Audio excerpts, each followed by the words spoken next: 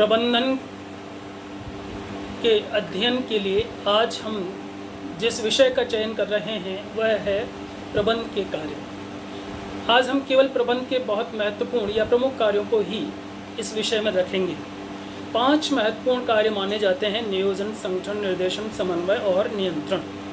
प्रथम कार्य माना जाता है नियोजन अर्थात प्लानिंग।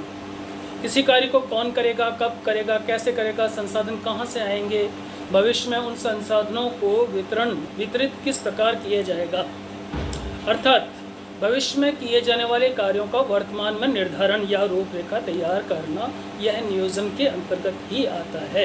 अतः यह भविष्य में झांकने की प्रक्रिया है। इसमें नियमों, कार्यक्रमों, कार्य पद्धतियों, बजट, व्यावसायिक व्यूहरचना इत्यादि का निर्माण किया जाता है। दूसरा प्रमुख कार्य आता है संगठन, अर्थात उपक्रम के लक्ष्य निर्धारित करने के लिए हमें एक आवश्यक तंत्र की आवश्यकता पड़ती है, संसाधनों की आवश्यकता पड़ती है, व्यक्तियों की आवश्यकता पड़ती है, उनमें एक संबंध स्थापित करने की आवश्यकता पड़ती है। और इसी कार्य को हम संगठन का नाम देते हैं, जहां अधिकार और उत्तरदायित्व इत्यादि का वितरण भी किया जाता है। मिलवार्ड कहते हैं, कर्मचारी और उसके कार्यों में एकीकरण और सामंजस्य स्थापित करने की क्रिया संगठन कहलाती है। संगठन की एक प्रमुख अपनी विशेषता होती है, एक प्रकृति होती है और संगठन के अनुरूप ही व्यक्ति कार्य करते हैं। तृतीय स्थान हम लेते हैं डायरेक्टिंग का अर्थात निर्देशन का, यानी कि एक लक्ष्य की प्राप्ति के लिए एक व्यवस्थित रूप से मिलकर के एक दिशा में प्रयास करना। इसके अंतर्गत लीडरशिप, उत्प्रेरण, इन्फ्लुएंसिंग यानी प्रभावीकरण, आदेश देना इत्यादि कार्यों को हम सम्मिलित कर लेते हैं। तत्पश्चात हम लेते हैं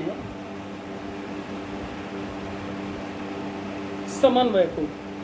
समन्वय प्रबंधन के लिए बहुत आवश्यक है, महत्वपूर्ण कार्य है। अब इसीलिए कहा जाता है समन्वय प्रबंध का सार है, अर्थात लक्ष्यों की प्राप्ति के लिए विभिन्न विभागों, व्यक्तियों इत्यादि के बीच में तालमेल युक्त प्रयासों का होना, यह समन्वय कहलाता है। व्यक्ति के प्रयासों के बीच में तालमेल हो, संगठन और व्यक्ति के प्रयासों के बीच में तालमेल हो, विभाग और व्यक्ति के बीच में तालमेल हो, लक्ष्य और विभागीय लक्ष्यों के बीच में तालमेल हो।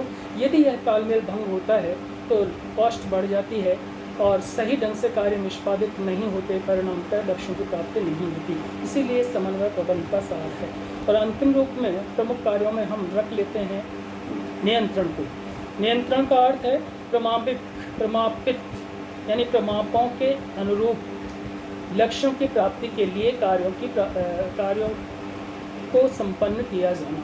हमने जो लक्ष्य निश्चित किए हैं उनकी प्राप्ति के लिए कार्य पद्धति और एक स्टैंडर्ड यानी प्रमापों का निर्धारण करना, तत्पश्चात उन लक्ष्यों को प्राप्ति के लिए प्रयास करना। यदि लक्ष्यों की प्राप्ति नहीं होती तो लगता है कि कहीं न कहीं कोई कमी रह जाती है, जिन्हें हम कहते हैं विचलन, अर्थात विचलनों को ज्ञात करना और तत्पश्चात उसमें सुधार करना। तो मूलतः नियंत्रण एक सुधारात्मक प्रक्रिया के अंतर्गत आ जाती है। यही प्रमापों के अनुसार कार्य हम नियंत्रण के अंतर्गत रखते हैं। आज के लिए इतना ही, धन्यवाद।